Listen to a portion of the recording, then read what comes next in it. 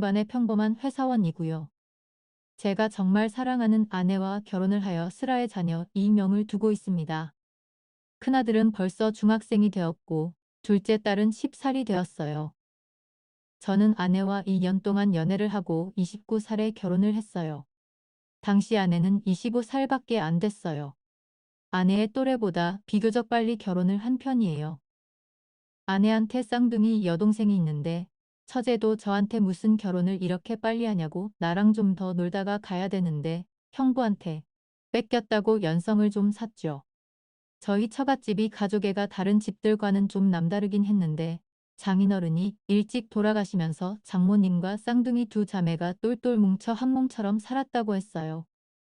그래서 와이프가 결혼을 하겠다고 집에 결혼 선언을 했을 때 장모님이랑 처제가 많이 힘들어했어요. 근데 제가 이런 와이프를 빨리 데리고 온 이유가 하나 있었는데 아내가 김현증이라 병을 앓고 있었어요. 한 번씩 들어보신 분들도 있으실 테고 처음 들어보시는 분들도 있으실 텐데 김현증은 시도 때도 없이 잠에 드는 병이에요. 밤에 충분한 잠을 잤는데도 낮에 졸음이 오는 그런 별이죠. 처음에는 아내의 이런 모습을 보고 잠이 많은 사람인 줄만 알았어요. 가만히 있다가도 졸렸다며 잠에 잘 들었고 음식점이나 카페에서도 음식을 기다리는 시간에도 잠을 자곤 했으니까요. 근데 이런 모습들이 점점 많아지고 오래되다 보니 결국 사고가 생겨 기면증이라는 병을 알게 되었죠. 한 번은 아내와 같이 데이트를 하고 있었는데 아내한테 갑자기 탄력 발작증, 새가 와서 근육에 힘이 빠지면서 앞으로 고꾸라진 적이 있었어요. 차가운 시멘트 바닥에 넘어지면서 코까지 불이 졌었죠. 이런 아내의 모습을 보고 심각성을 깨달아 병원에 가서 검사를 받아보니 기면증이라는 진단이 내려졌답니다. 그 당시에는 굉장히 생소한 병이어서 아내나 제나 당황스럽기만 했었죠. 아내는 병원에 나오자마자 제게 나는 이제 더 이상 자기랑은 못 만날 것 같아. 내가 자기를 붙잡고 있는 게 집처럼 될 거야. 그러니까 그만 만나자 우리라며 이별을 고하더라고요. 이 말에 처음에는 많이 흔들렸습니다. 병원에선 현대의학으로 완치가 불가능하다고 했고 증세가 더 심해지면 항우울제도 같이 사용한다고 했거든요. 아무리 아내를 사랑한다고 해도 제가 이 사람을 끝까지 책임질 수 있나 하는 고민을 하는 게 맞다고 생각을 했습니다. 감성보단 이성적으로 판단을 해야 했고 아무런 생각 없이 내가 더 책임질게라고 큰 소리를 쳤다가나 중에 무책임하게 헤어지자고 하면 그게 더 이 사람을 힘들게 할 거라고 생각을 했어요. 그래서 고민하고 연락을 준다고 했죠. 그렇게 저는 보름 동안 생각을 한 결과 이 사람이 없으면 제가 더 죽겠더라고요. 그래서 아예 결혼을 하자고 했습니다. 이런 아내를 내가 지켜줘야겠다고 생각을 했거든요. 그래서 일찍 결혼을 하게 된 거고요. 사실 아내가 장모님과 처제한테는 김현증 얘기를 하지 않고 있었어요. 엄마랑 동생이 걱정한다면서요. 그러다가 결혼 허락받으면서 얘기를 했는데 이런 비하인드 스토리가 있었다는 걸 알게 된 장모님과 처제는 나중에야 제게 미안하고 하셨어요. 우리는 아무것도 모르고 자네가 너무 빨리 채영를 데리고 가는 게 서운하기만 했었네. 근데 이런 뒷 얘기가 있었는 줄은 몰랐어 되려 내가 자네한테 이 은혜를 어떻게 갚아야 될지 정말 면목 없고 미안하네라고 하였죠. 그리고 처제 또한 울면서 허영부 미안해요. 우리 언니 책임져 준다고 해서 고마워요 라고 했죠. 저는 이런 두 분에게 채영이 데리고 열심히 잘 살 테니까 많이 응원해 주세요 라고 했어요. 물론 저희 부모님께도 아내의 이런 사정을 다 말씀드렸습니다. 근데 부모님이 워낙 열려있는 분들이라 저의 선택에 대해 존중은 해주셨어요. 어머니께서는 걱정이 많으셨지만 이내 제게 좋은 말씀을 해주시며 부부가 이런 고난을 함께 이겨나가는 것도 좋은 모습 같다고 잘 살라고 응원을 해주셨죠. 그렇게 저희는 축복 아래에 결혼을 하게 되었고 아내는 결혼과 동시에 집에서 살림을 하며 제 대조에 힘을 내주었습니다. 김현증 때문에 사회생활은 물론이요. 사람들 만나는 일까지 하지 못했거든요. 저는 이런 아내가 걱정이 돼 속으로 몇 번이나 울었지만 되려 아내는 이런절 위로하듯 오빠 비록 내가 완치는 안 되더라도 다약 잘 챙겨 먹으면서 이겨낼 거야. 씩씩하게 잘 살 거야. 그러니까 오빠도 울지 마라고 했어요. 이런 모습이 가여 우면서도 대견하고 고맙고 그랬죠. 하지만 걱정과는 달리 저희 부부는 결혼을 하자마자 1년 만에 첫째를 임신하게 되었고 건강한 아들을 낳게 되었습니다. 아내의 출산 소식은 저희 두 집 모두에게 경사나 다름없었고 아내가 아들을 케어하지 못하니 장모님이 저희 집에서 같이 사시면서 육아를 도우마라 해주셨어요. 장모님께 많이 지송했지만 이게 당연한 거라고 전송해하지 말라고 하셨죠. 그리던 중 저희 집에 또 한 가지 좋은 소식이 생기게 되었는데 바로 저희 쌍둥이 처제가 아내를 뒤이어 임신을 하게 된 거죠. 근데 문제는 남편을 모른다는 거였어요. 하긴 저채는 비혼주애라 남자 친구도 없었거든요. 근데 일실이 됐길래 어떻게 된 일인가 들어보니 친구 생일을 맞아 친구들과 클럽에 갔다가 그렇게 됐다는데 남편도 모르는 그 아이를 낳겠다고 하는 겁니다. 그러면서 아직은 장모님한테 비밀이라고 하는데 세상에 비밀이 있나요? 결국 처제의 임신 소식이 장모님 귀에 들어가게 되었고 처제는 장모님한테 그야말로 등짝 스매상을 맞게 되었어요. 그런데도 끝까지 아이는 낳겠다고 하는 겁니다. 아빠 없이도 잘 키울 수 있다며 예전부터 결혼은 안 해도 애는 낳고 싶었다는데 조카인 저희 아들까지 보니 그 마음이 더 커졌다고 포기할 수 없다고 하는데 그 말을 들은 장모님은 쓸데없는 소리 하지 말고 나랑 빨리 병 가자며 억지로 병원에 끌고 가셨다가 초음파 사진을 보곤 차마 그럴 수 없겠다며 아이를 낳으라고 하였어요. 그렇게 처제는 출산을 하게 되었고 예쁜 딸을 낳았어요. 저희 아들보다 2살이 어린 조카였죠. 저는 이런 조카딸에게 이모부로서 대론 아빠로서의 역할을 해주었어요. 이렇게 조카딸을 보니 왜 남자들이 딸바보가 되는지 알겠더라고요.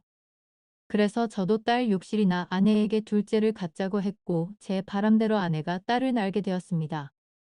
인생이 제가 원하는 대로 흘러가는 대로 여지는 것 같았어요. 하지만 이런 저에게도 생각지도 못한 시들이 닥치고 말았죠. 저희 딸이 16살이 되면서 아내는 점점 상태가 안 좋아지면서 심한 우울증과 공황장애까지 앓게 되었어요.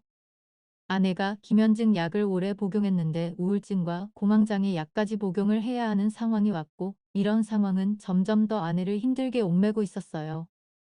아내는 어떻게든 숨으려고만 했고 아이들에게도 애정이 없는 사랑이 되었죠. 오로지 저한테만 의지를 하며 저만 찾기 시작하는데 결국에 장모에게 두 아이를 맡기기로 했어요.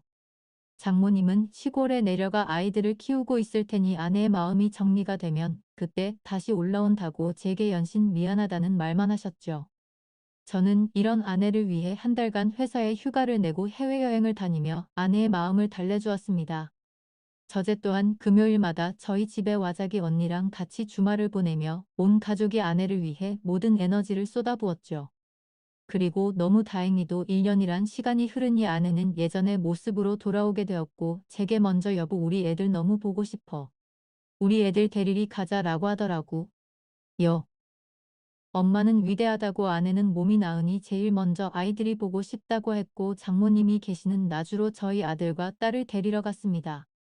이 소식을 들은 처제도 같이 가자고 했고 본인은 본인 차로 조카딸과 같이 간다고 했어요.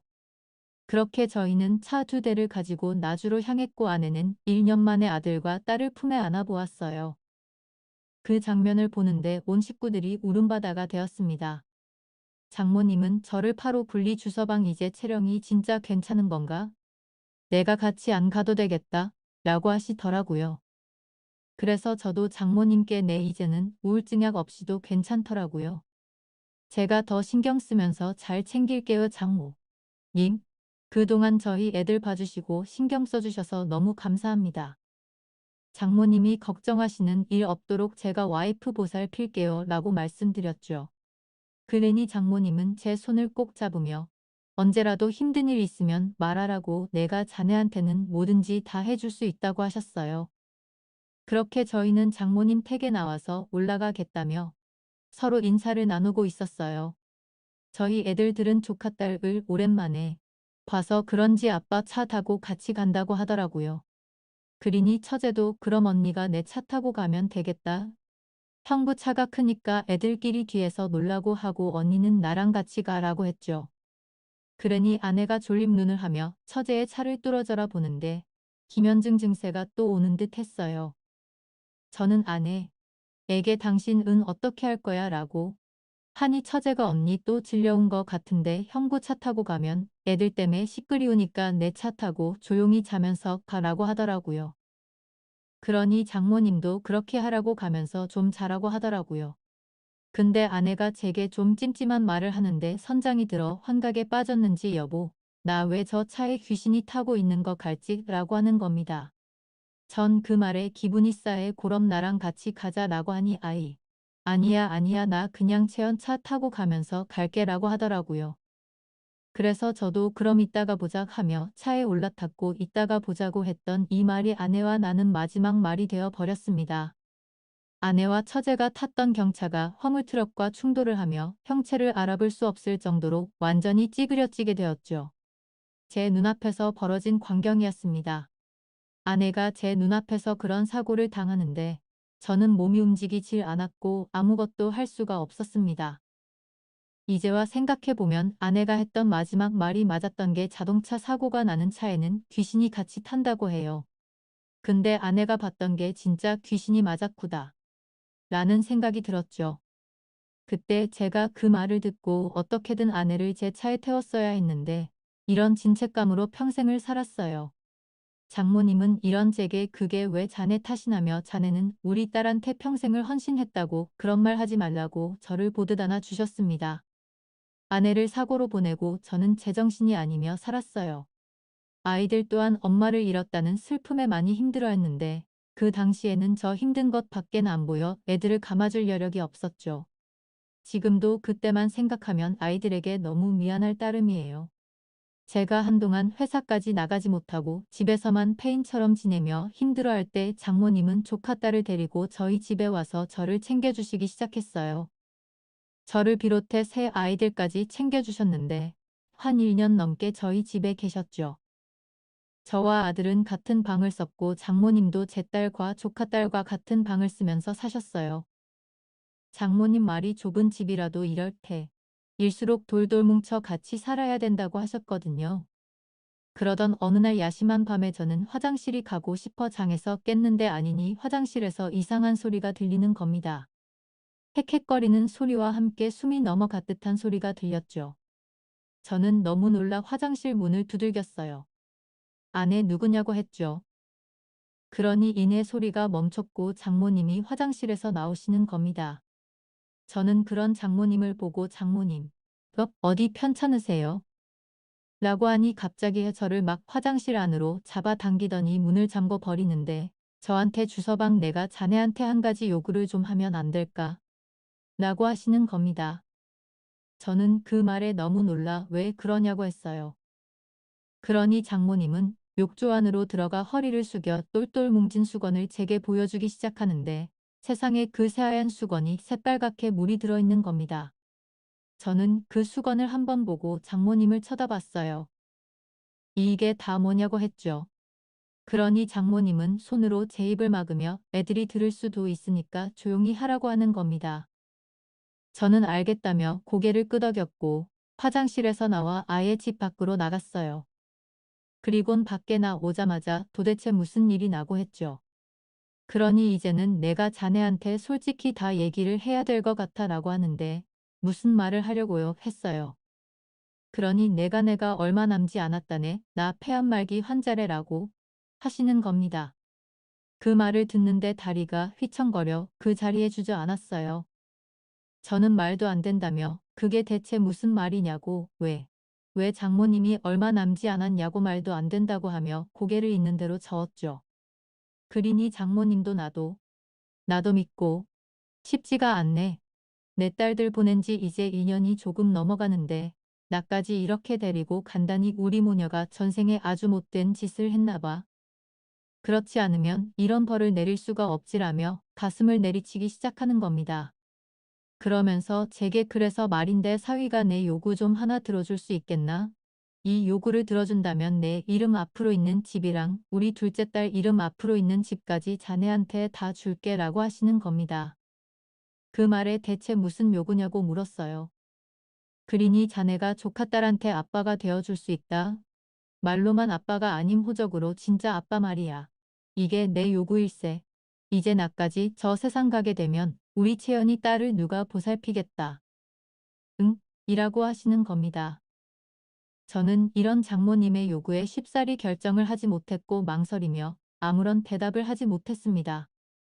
사실 제가 조카 딸을 딸로 입양하면 잘 키울 수 있을지 아빠로서의 역할은 잘 할지 용기가 나지 않았죠.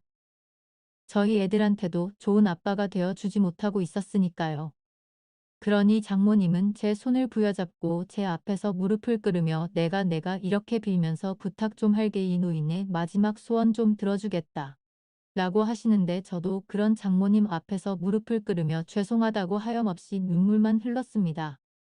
그날 저와 장모님은 서로 새벽동이 틀 때까지 울고 노여워하고 답답해하고 슬퍼하며 긴 이야기를 하게 되었고 결정까지 하게 되었습니다. 저의 결정은 장모님의 요구를 받아들이겠다는 결정이었어요. 제가 엽내는 끌까지 안 된다고 했다가 장모님의 말 한마디에 마음이 움직였는데 저의 아내 이야기였어요. 자네가 아픈 우리 딸한테도 이렇게 좋은 남편이 되어줬었는데 조카 딸한테도 좋은 아빠가 되어줄 수 있을 것 같네. 라고 하는데 그 말을 들으니 두렵고 걱정이 되던 마음이 사라지는 듯 했죠. 장모님 말씀대로 아팠던 저희 아내에게도 진실을 다하니 그 진실이 통한 것처럼 조카 딸에게도 제 진심을 다하면 제 마음을 알아줄 수 있겠구나 싶은 생각이 들어 조카 딸을 제 딸로 입양을 하게 되었습니다. 그리고 장모님이 눈을 감으시는 그 날까지 옆에서 다 보살펴 드리며 마지막을 함께 했습니다. 장모님의 장례 마지막 날 영정사진 앞에서 잠에 들었는데 그때 아내와 처제가 제 꿈에 나왔어요. 둘은 아무런 말도 없이 가만히 제 얼굴을 쳐다보는데 아주 밝게 웃고 있더라고요. 그 웃음에 모든 게 다 내재되어 있는 것 같았어요. 고맙다, 미안하다, 슬프다, 기쁘다 라는 모든 게요. 주변에서는 다들 저보고 어떻게 그런 선택을 할 수 있냐며 대단하다고들 해요. 하지만 저는 제 선택에 후회가 없고 되려 지금은 정말 잘한 일이라고 생각이 들어요. 저희 큰 아들은 두 여동생들을 잘 보살피며 제가 집에 없을 때 저 대신 아빠 노릇도 하고 동생들을 잘 챙기고 있죠. 그리고 조카딸, 아니 이제는 제 딸인 저희 둘째 딸도 막둥이 동생을 잘 챙기며 때론 엄마같이 지 오빠랑 동생에게 잔소리를 하곤 해요. 저한테도 술 많이 마시지 마라. 비타민 챙겨 먹어라 잡소리를 하더라고요.